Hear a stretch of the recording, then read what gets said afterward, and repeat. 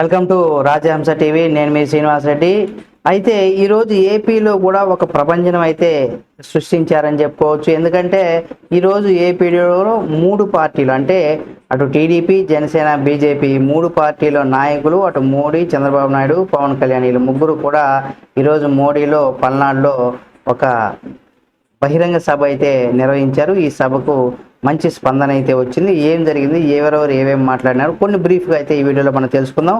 ఆంధ్రప్రదేశ్ రాష్ట్రంలో ఎన్డీఏ ప్రభుత్వాన్ని స్థాపించబోతున్నామనేసి కూడా జనసేన పార్టీ అధినేత పవన్ కళ్యాణ్ గారు అయితే చెప్పుకొచ్చారు.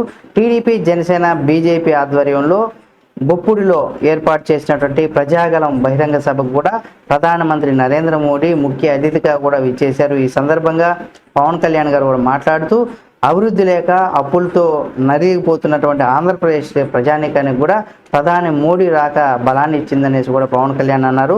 అలాగే ఎన్డీఏ ఎన్డీఏతో ఇప్పుడు గతంలో 2014 ఎన్నికల్లో కూడా కలిసిన సంగతి మనకు అందరికీ తెలిసిందే. అయితే కలిసి అప్పుడు పోటీ చేసినటువంటి విషయం కూడా తెలుసు.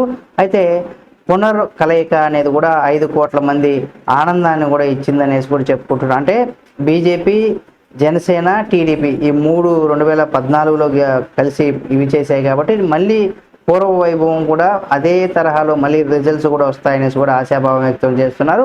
అయితే మూడోసారి కూడా ప్రధానమంత్రి అయ్యేటువంటి హ్యాట్రిక్ కొట్టబోతున్నారు మోడీ గారు అని కూడా పవన్ కళ్యాణ్ గారు చెప్పుకొచ్చారు.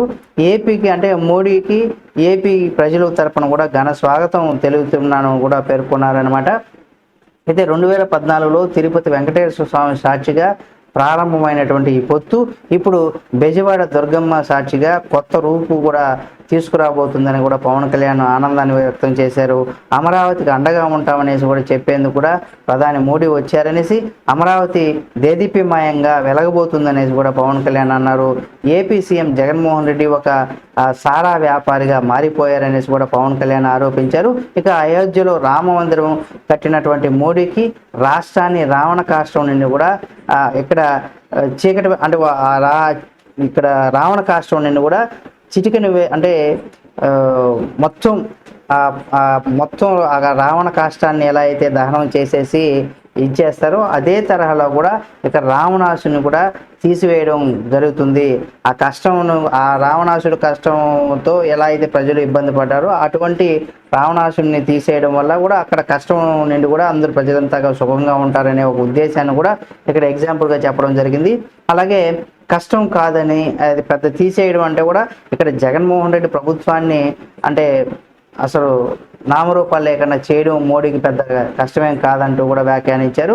ఇక డబ్బు అండ చూసుకొని ఏదైనా చేయగలమనేసి జగన్మోహన్ రెడ్డి విరవీగుతున్నారనేసి కూడా ఆయన ధ్వజమెత్తారు.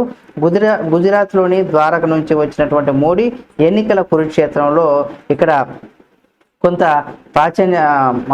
పంచరాజ్యం పూర్తి ఇస్తబోతున్నారంటూ కూడా చెప్పుకొచ్చారు.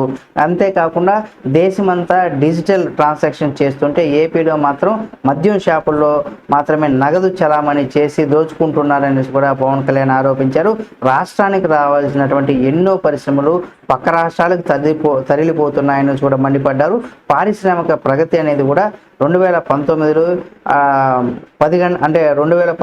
10.24% ఉండగా ఈరోజు 3% దిగజారిపోయిందనేసి కూడా పవన్ కళ్యాణ్ ఎద్దేవా చేశారు. ఏపీలో రామరాజ్య స్థాపన జరగబోతుందని, అలాగే ధర్మానిధి విజయం అంటే ధర్మానిధి ఇక్కడ విజయం సాధించబోతుంది అంటే పొత్తులో గెలుస్తున్నామని కూడా అంటే కూటమి పీఠం అనేది కూడా అధిష్ఠించబోతుందనేసి కూడా పవన్ కళ్యాణ్ స్పష్టం చేశారు. ఈ విధంగా మోడీ గారు ఏం చేస్తారనే దానికి సంబంధించి పవన్ కళ్యాణ్ గారు పూర్తి ప్రసంగాన్ని తనదైన స్టైల్లో ఒక పక్క జగన్మోహన్ రెడ్డిని విమర్శిస్తూనే మోడీని కూడా పొగిడారనమాట. కాబట్టి నిజంగా ఈసారి ఈ మూడు పార్టీలు పొత్తులో కనుక గెలిచి అనుకున్నట్టుగానే జగన్మోహన్ రెడ్డి చేసినటువంటి అన్యాయ అక్రమాలు ఏవైతే ఉన్నాయో దాంతో పాటుగా రాష్ట్ర అభివృద్ధి ఏవైతే ప్రజలకు ఆశిస్తున్నారో దాన్ని ముందుకు తీసుకెళ్తారా లేదనేది కూడా చూడాలి. అసలు ఏం జరుగుతుందనేది కూడా మనకు మే 14వ తేదీకంతా ఏప్రిల్ 4వ తేదీకంతా మనకు తెలిసిపోయేటువంటి అవకాశం ఉంది. చూద్దాం ఏం జరుగుతుందని కూడా.